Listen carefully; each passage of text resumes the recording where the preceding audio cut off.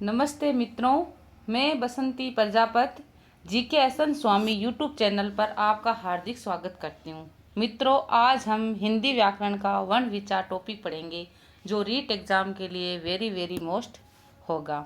वर्ण विचार को दो भागों में बांटा गया है, स्वर और व्यंजन। स्वर 11 हो गए, व्यंजन 33 हो गए।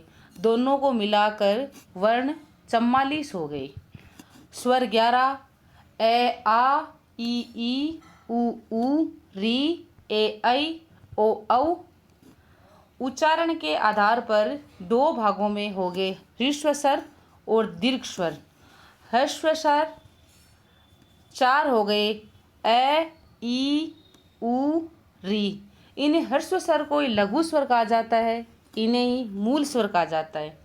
दीर्घ स्वर 7 है, आ ई उ ए ऐ ओ औ।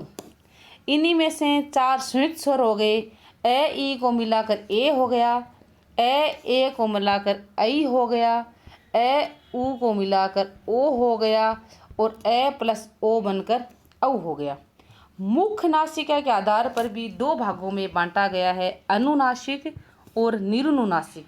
अनुनासिक वे स्वर हो गए जिनमें अनुस्वार लगा हुआ है, इसमें री को छोड़कर सभी स्वर हो गए जिसमें ऊपर अनुस्वार लगा हो। और निरनुनासिक वो स्वर हो गए जिनमें अनुस्वार नहीं लगा हो, ए आ ई उ री ए ऐ ओ औ। इसमें री शामिल हो गया, उसमें री को छोड़ दिया, इसमें री शामिल हो गया। ओष्ठाकृति के आधार पर भी दो भागों में बांटा गया है, वृत्तामुखी और अवृत्तामुखी। वृत्तामुखी वो हो गए, वो स्वर बोले जाते हैं जिनसे मुंह एकदम वृत्त के हिसाब से गोल होता है। अवृत्तामुखी आधा मुंह खुलता है। तो वृत्तामुखी में उ ओ औ। अवृत्तामुखी में ए आ ई ए ऐ और री स्वर। जिह्वा स्थिति के आधार पर तीन भागों में बांटा गया है, मध्य, पश और अग्र। मध्य में मध्य से बोला जाता है ए, सिर्फ एक ही स्वर। और पश जो पीछे से या बोले जाता है आ उ ओ औ और डॉक्टर वाला ओ। और अग्र यानी आगे से बोला जाता है, जैसे अग्रीय ई ए ऐ और री स्वर।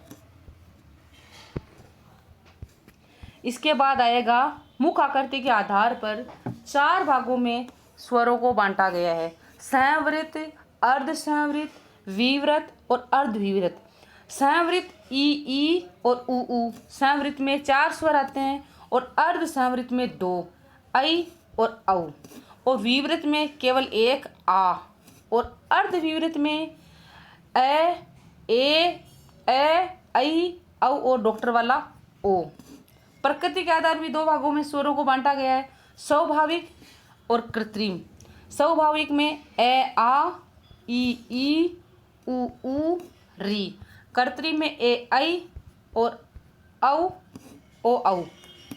अयोगवा में अनुस्वार और विसर्ग। अयोगवा दो ही प्रकार के, दो ही हैं जो ना व्यंजन में आता है ना ही स्वरों में गिना जाता है, अंग, अनुस्वार, विसर्ग। अब 5 प्रकार के नुक्ता शब्द दिए राजा शिव प्रसाद सितारे हिंद ने, जिससे क ख ग ज फ। इनमें जो नीचे बिंदु लगी रहे इन्हें बोला जाता है नुक्ता।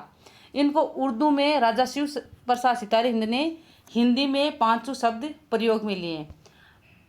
भाषा की 5 इकाई, ध्वनि, वर्ण, शब्द, पद, वाक्य, भाषा। ध्वनि, वर्ण, शब्द, पद, वाक्य, भाषा।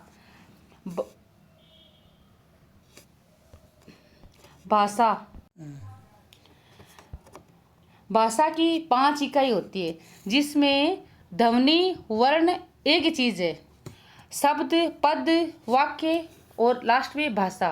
ध्वनि, वर्ण, शब्द, पद, वाक्य, भाषा।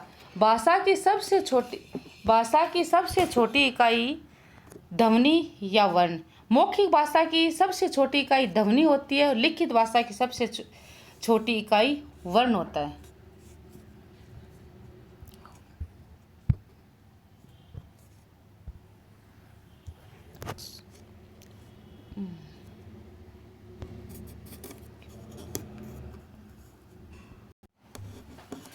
भाषा की 5 इकाई, इसका भी कर्म है ध्वनि या वर्ण सबसे पहले, उसके बाद ध्वनि या वर्ण सबसे पहले, उसके बाद शब्द, उसके बाद पद, उसके बाद वाक्य, फिर भाषा बनती है।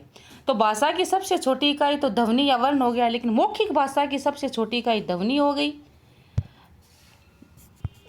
ध्वनि, और लिखित भाषा की सबसे छोटी इकाई वर्ण।